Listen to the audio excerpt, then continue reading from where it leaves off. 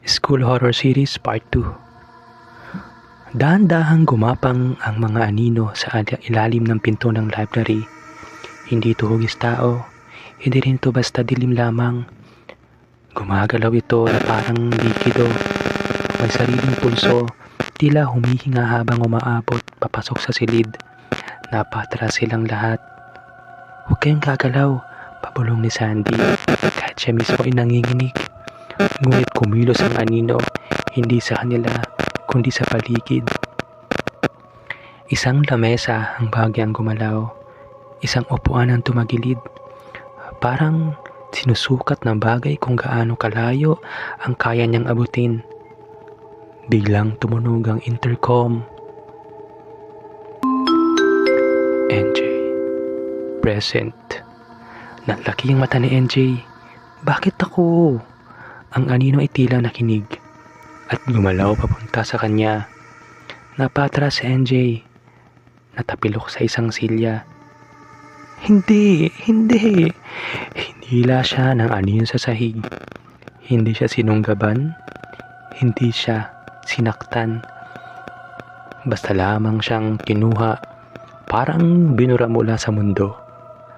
Sa isang iglap, nawala na si NJ.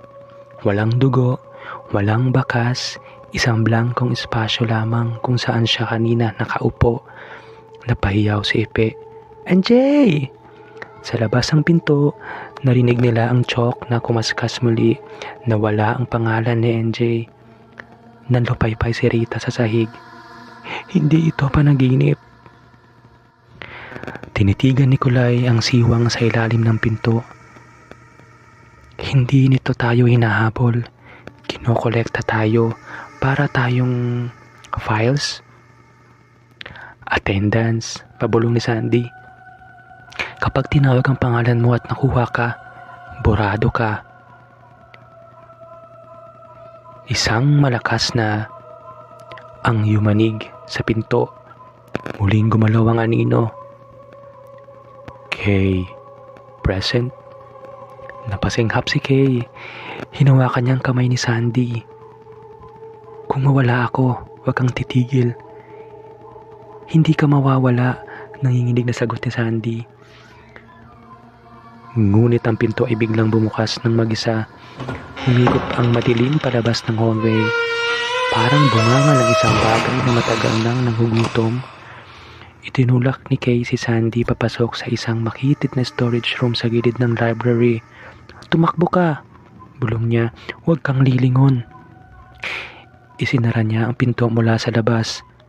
Narinig ni Sandy ang yabag ni Kay sa pasilyo. Isang sigaw at wala na.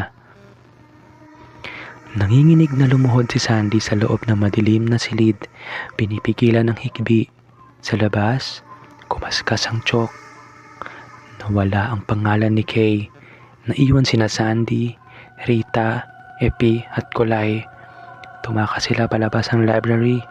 Dumaan sa hallway na tila mas mahaba kaysa dati. Ang mga pader ay parang bahagyang humihinga. Ang mga pintuan ay nagbabago ng pwesto kapag hindi sila nakatingin. "Hindi na tayo nasa normal na paaralan," sabi ni Kulay. "Nasa loob tayo ng isang bagay." Napahinto sila sa harap ng isang silid-aralan na hindi nila maalala kung nandoon ba kanina. Sa pisara nito may nakasulat, "Ang paaralan ay nagugutom sa ilalim. Ang mga pangalan ay pagkain." Napaupo si Rita. "Lahat ng estudyante rito? Siguro, nangyari na ito dati." Biglang nagsara ang mga pinto sa likod nila. "Epi, present." Napabulala si Epi sa iyak. Hinawakan siya ni Sandy. "Huwag kang makinig." Ngunit gumalaw ang sahig sa ilalim ng mga paa nila. Parang bumuka ang mundo. Nahulog si Epi sa dilim na tila walang ilalim. Hindi siya sumigaw. Parang tinanggap niya o siya ng isang lugar. Parang yun talaga ang nakatakdang mangyari. Tatlo na lamang sila. Sandy, Rita, Kulay, at ang paaralan ay mas lalong nagising.